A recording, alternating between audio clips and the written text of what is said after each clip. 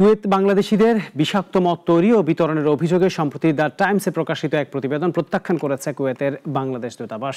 ওই প্রতিবেদনে দাবি করা হয়েছিল এই অপরাধী চক্রের মূল হোতা একজন বাংলাদেশি নাগরিক। দূতাবাস জানায়, ওই প্রতিবেদনের ড্যালোরা বারাকাস দারাজি নামে এক ব্যক্তিকে বাংলাদেশি হিসেবে চিহ্নিত করে মূল হোতা বলা হয়েছে।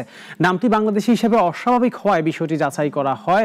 দূতাবাসের প্রতিনিধি ওয়াফারা থানায় গিয়ে আহমদি জেলা তদন্ত অফিসের প্রধানের সঙ্গে দেখা করেন। কুয়েতি কর্তৃপক্ষ নিশ্চিত করেছে এই ঘটনায় কোনো বাংলাদেশি নাগরিক জড়িত ছিল না। গ্রেপ্তার হওয়া ৬৭ জন ব্যক্তির মধ্যে কেউই বাংলাদেশি নন, এমনকি মৃত বা আহতদের মধ্যেও কোনো বাংলাদেশি ছিল না।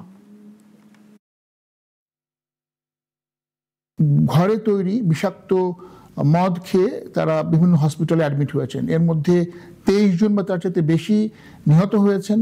অনেকে অসুস্থ হয়ে হসপিটালে আছেন, তাদের কিডনি ডায়ালাইসিস লাগছে। তো 13 তারিখে খবরটা পাওয়ার সাথে সাথেই আমরা আমাদের দূতাবাস থেকে আমাদের যে দূতাবাসের প্রতিনিধি তাকে আমরা পাঠাই সংশ্লিষ্ট হসপিটালে খোঁজ নেওয়ার জন্য এর মধ্যে কোনো বাংলাদেশি আছেন কিনা, এবং যারা মারা গেছেন তাদের মৃতদেহ যেখানে রাখা ছিল আপনার দাজিজ মর্গ, সেখানে আমরা আমাদের প্রতিনিধি পাঠাই।